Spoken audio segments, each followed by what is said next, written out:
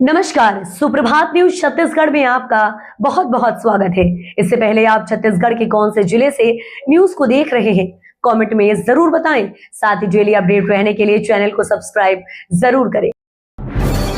CG में बच्चों के बल्ले बल्ले, अब 1 जुलाई से खुलेंगे स्कूल।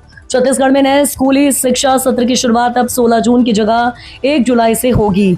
दरअसल भीषण गर्मी को देखते हुए मुख्यमंत्री विष्णुदेव साय ने स्कूल खोलने की तारीख आगे बढ़ाने का निर्णय लिया है। इस फैसले से विद्यार्थियों और अभिभावकों को बड़ी राहत मिली है। राज्य भर में स्कूल खोलने के अवसर पर शाला प्रवेश उत्सव का आयोजन किया जाएगा।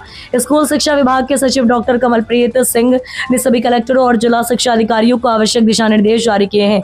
विभाग ने गाँव और शहरी वार्डों में मुनादी कराकर शाला प्रवेश उत्सव को जनभागीदारी से जोड़ने के निर्देश दिए हैं। मछलियों के संरक्षण के लिए 16 जून से 15 अगस्त तक बंद ऋतु घोषित, उल्लंघन पर लगेगा जुर्माना। वर्षा ऋतु में मछलियों के प्रजनन प्रक्रिया को ध्यान में रखते हुए जिले में 16 जून से 15 अगस्त 2026 तक बंद ऋतु यानी क्लोज सीजन घोषित कर दिया गया है। छत्तीसगढ़ नदी मत्स्योद्योग अधिनियम के तहत लागू इस प्रतिबंध के दौरान जिले के सभी नदी नाले, तालाब और जलाशयों में किसी भी प्रकार का मत्स्य खेत पूरी तरह प्रतिबंधित रहेगा। सहायक संचालक मछली पालन विभाग ने आदेश जारी कर मछुआरों और व्यापारियों को कड़े निर्देश दिए हैं। नए शिक्षा सत्र से पहले बड़ी तैयारी, निजी स्कूलों में किताब वितरण का कैलेंडर जारी। छत्तीसगढ़ में नए शिक्षा शैक्षणिक सत्र की शुरुआत से पहले निजी विद्यालयों को पाठ्य पुस्तकें उपलब्ध कराने की प्रक्रिया तेज हो गई है। लंबे इंतजार के बाद छत्तीसगढ़ पाठ्य पुस्तक निगम ने राज्य भर के निजी स्कूलों के लिए किताब वितरण कार्यक्रम जारी कर दिया है। निर्धारित योजना के तहत कक्षा 1 से 10वीं तक की हिंदी और अंग्रेजी माध्यम की पाठ्य पुस्तकों का वितरण 23 जून से 13 जुलाई के बीच किया जाएगा। छत्तीसगढ़ में एनएचएम कर्मियों के लिए डबल गुड न्यूज, रोका वेतन मिलेगा। छत्तीसगढ़ प्रदेश एनएचएम कर्मचारी संघ के प्रदेश स्तरीय महासम्मेलन में राष्ट्रीय स्वास्थ्य मिशन कर्मचारियों को बड़ी राहत मिली है।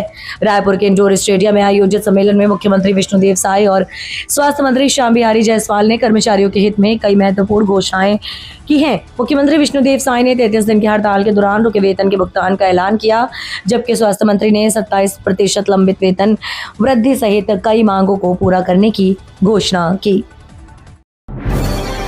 जशपुर में आजादी के बाद पहली बार दौड़ेगी ट्रेन, केंद्र सरकार ने नई रेल लाइन को दी मंजूरी। जशपुर जिले के विकास इतिहास में एक नया अध्याय जुड़ गया है। भारत सरकार ने के रेल मंत्रालय द्वारा भारत के राजपत्र में धरमजयगढ़, पतलगांव, लोहरदगा नई रेल लाइन परियोजना को विशेष रेल परियोजना के रूप में अधिसूचित कर दिया गया है। लगभग 291.881 किलोमीटर लंबे इस रेल परियोजना के अनुसूचित होने के साथ ही जशपुर जिले को पहली बार रेल संपर्क से जोड़ने का मार्ग प्रशस्त हो गया है। ये रेल नेटवर्क रायगढ़ जिले के धरमजयगढ़ से जशपुर जिले के पतलगांव होते हुए झारखंड राज्य के लोहरदगा तक विकसित होगा।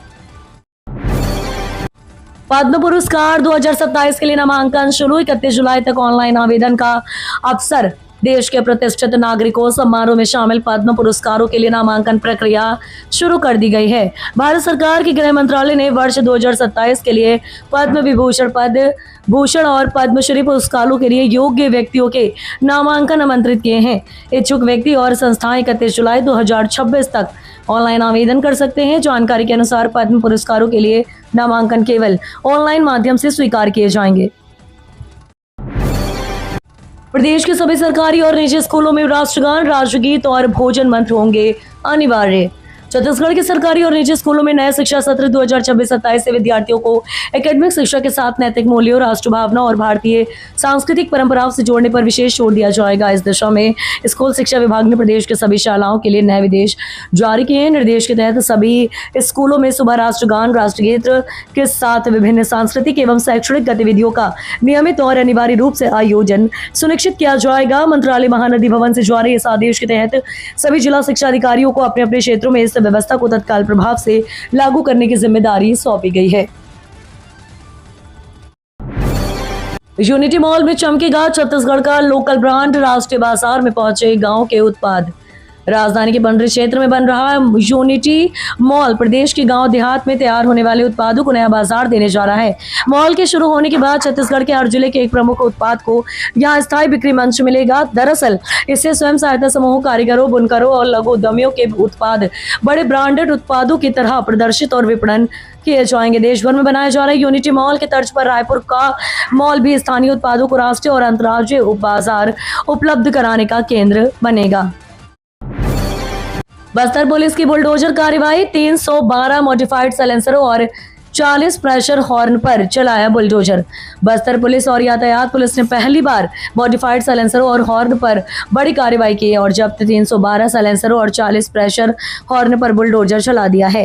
कोतवाली थाना परिसर में हुए इस आयोजन में नष्ट किए गए सामान की अनुमानित कीमत 15 से 20 लाख रुपए आंकी जा रही है। यातायात पुलिस विगत कई महीनों से कानफाड़ू आवाज निकालने वाले साइलेंसर, लगातार बुलेट चलाने वाले और हॉर्न में खिलाफ ये विशेष अभियान चला रही थी। शनिवार दोपहर करीब 1:30 बजे इन साइलेंसर और प्रेशर हॉर्न को नष्ट किया गया है। छत्तीसगढ़ का ये जिला बना पावर हब, 160 मेगावाट के सोलर कनेक्शन से देश में रचा इतिहास। देश को स्वच्छ, सस्ती और आत्मनिर्भर ऊर्जा की दिशा में आगे बढ़ाने के लिए शुरू की गई प्रधानमंत्री सूर्यघर मुफ्त बिजली योजना अब जमीनी स्तर पर सकारात्मक बदलाव की मिसाल बन रही है। इस योजना का उद्देश्य हर घर और सौर ऊर्जा पहुंचाकर बिजली खर्च को कम करना और पर्यावरण संरक्षण में जन भागीदारी सुनिश्चित करना है। छत्तीसगढ़ का राजनांदगांव जिला इस दिशा में ऐसी उपलब्धि हासिल कर चुका है जिसने उसे राष्ट्रीय स्तर पर विशेष पहचान दिलाई है। NH 930 पर 300 से ज्यादा लोगों को नोटिस, बालोद में चलेगा प्रशासन का बुलडोजर। बालोद जिले के नेशनल हाईवे 930 पुरूर से धनोरा तक नेशनल हाईवे के जमीन के दायरे में आने वाले अवैध कब्जों को 3 दिवस के भीतर हर हाल में हटाना होगा। इसकी सूचना पहले ही दे दी गई है। अतिक्रमण नहीं हटाने पर नेशनल हाईवे और राजस्व विभाग कार्रवाई करेगा। हाल ही में TL की बैठक में कलेक्टर ने सड़क किनारे से अतिक्रमण हटाने के निर्देश दिए हैं। पुरूर से झलमला तक जल्द 4 लेन सड़क बनेगी, इसकी स्वीकृति भी मिल गई है। टेंडर प्रक्रिया चल रही है। छत्तीसगढ़ की सरकारी योजना पर उठे सवाल, कुछ महीनों में ही खराब हुआ मंगल सूत्र। छत्तीसगढ़ के मनेन्द्रगढ़, चिरमिरी, भरतपुर जिले में मुख्यमंत्री कन्या विवाह योजना के तहत बांटे गए मंगलसूत्र को लेकर विवाद खड़ा हो गया है। लाभार्थी महिलाओं का आरोप है कि शादी के कुछ ही महीनों बाद मंगलसूत्र का रंग काला पड़ने लगा। जांच में सामने आया कि चांदी की जगह घटिया धातु का उपयोग किया गया था। इस खुलासे के बाद महिलाओं में नाराजगी बढ़ गई और उन्होंने गुणवत्ता पर सवाल उठाए हैं। मामले की जांच और कार्रवाई की तेज मांग हो गई है। सीएम विष्णुदेव साय बोले, केंद्र और राज्य के समन्वय से छत्तीसगढ़ के विकास को मिलेगी नई गति। मुख्यमंत्री विष्णुदेव साय ने केंद्रीय मंत्री गिरिराज सिंह का साल एवं स्मृति चिन्ह भेंट कर स्वागत किया। मुख्यमंत्री साय ने कहा कि प्रधानमंत्री नरेंद्र मोदी के नेतृत्व में केंद्र और राज्य सरकारों के बीच बेहतर समन्वय एवं निरंतर संवाद की भावना से विकास कार्यों को नई गति प्रदान की गई है। इसी सहयोगात्मक दृष्टिकोण के परिणाम स्वरूप जन कल्याणकारी योजनाओं का लाभ समाज के अंतिम व्यक्ति तक प्रभावी रूप से पहुंच रहा है। उन्होंने कहा कि केंद्र और राज्य के बीच मजबूत साझेदारी से अधोसंरचना विकास, उद्योग, रोजगार, कौशल विकास तथा जनसेवा से जुड़े विभिन्न क्षेत्रों में नए अवसर निर्मित हो रहे हैं। शौर्य चक्र विजेता जवानों से मिले डिप्टी सीएम विजय शर्मा। छत्तीसगढ़ के उप मुख्यमंत्री एवं गृह मंत्री विजय शर्मा ने शनिवार को नवा रायपुर स्थित अपने निवास कार्यालय में शौर्य चक्र से सम्मानित पुलिस और सुरक्षा बल के जवानों से मुलाकात की। इस दौरान उन्होंने वीर जवानों को सम्मानित किए जाने पर बधाई देते हुए उनके साहस, समर्पण और राष्ट्र सेवा की भावना की सराहना की। मुलाकात के दौरान अरुणदेव गौतम भी मौजूद रहे। कार्यक्रम में सम्मानित जवानों के परिजन और परिवार के सदस्य भी शामिल हुए। रायपुर में धान खरीदी केंद्रों में बड़ा खुलासा, रिकॉर्ड से 2.71 करोड़ रुपए का धान गायब। रायपुर जिले की धान खरीदी समितियों में बड़े पैमाने पर धान शॉर्टेज का मामला सामने आया है। वित्तीय वर्ष 2025-26 के दौरान समर्थन मूल्य पर खरीदे गए धान के उठाव के बाद अब समितियों में उपलब्ध स्टॉक का भौतिक सत्यापन कराया गया। 12 समितियों में कुल 6,590 क्विंटल धान कम पाया गया। शॉर्टेज धान की कीमत लगभग 2,17,47,000 रुपए आंकी गई है। बाल श्रम के खिलाफ बड़ी कार्रवाई, रायपुर और बिलासपुर से 20 बच्चों का किया गया रेस्क्यू। बाल श्रम निषेध दिवस के अवसर पर राज्य बाल अधिकार संरक्षण आयोग ने प्रदेश भर में बाल श्रम और बाल तस्करी के खिलाफ विशेष अभियान चलाया। इस दौरान रायपुर और बिलासपुर में संयुक्त कार्रवाई करते हुए कुल 20 बच्चों को मुक्त कराया गया। आयुक्त के अध्यक्ष डॉक्टर वर्णिका शर्मा के नेतृत्व में रायपुर के उर्ला औद्योगिक क्षेत्र स्थित मारुति नंदन स्ट्रक्चर इंडस्ट्रीज में छापेमारी कर 9 नाबालिग बच्चों को रेस्क्यू किया गया। कोंडागांव पुलिस का आरोहण अभियान शुरू, पीएसजी, एसएससी, बैंक, रेलवे परीक्षाओं की मुफ्त कोचिंग मिलेगी। कोंडागांव पुलिस ने प्रतियोगी परीक्षाओं की तैयारी कर रहे युवाओं के लिए आरोहण नामक एक नया अभियान शुरू किया है। इस पहल के तहत एसपी पंकज चंद्रा के मार्गदर्शन में युवाओं को कई प्रतियोगी परीक्षाओं के लिए निःशुल्क कोचिंग प्रदान की जाएगी। जिला पुलिस की ओर से शुरू किए गए इस प्रशिक्षण कार्यक्रम का मुख्य उद्देश्य आर्थिक रूप से कमजोर और ग्रामीण क्षेत्र के युवाओं को गुणवत्तापूर्ण मार्गदर्शन उपलब्ध कराना है। इसका लक्ष्य है कि वे बिना किसी अतिरिक्त खर्च के अपनी तैयारी को बेहतर बना सकें और सफल हों। पीएम आवास योजना में बड़ा बदलाव, छत्तीसगढ़ सरकार ने बढ़ाई पहली किश्त की राशि। प्रदेश में प्रधानमंत्री आवास योजना 2.0 के अंतर्गत हितग्राहियों को अब आवास निर्माण की पहली किश्त के रूप में 1 लाख रुपए दिए जाएंगे। केंद्र सरकार के निर्देशों के बाद राज्य सरकार ने किश्तों के भुगतान ढांचे में संशोधन किया है। पहले लाभार्थियों को पहली किश्त के तौर पर 63,000 रुपए प्रदान किए जाते थे। नई व्यवस्था लागू होने से हितग्राहियों को मकान निर्माण कार्य जल्द शुरू करने और निर्धारित समय सीमा में पूरा करने में सहायता मिलेगी।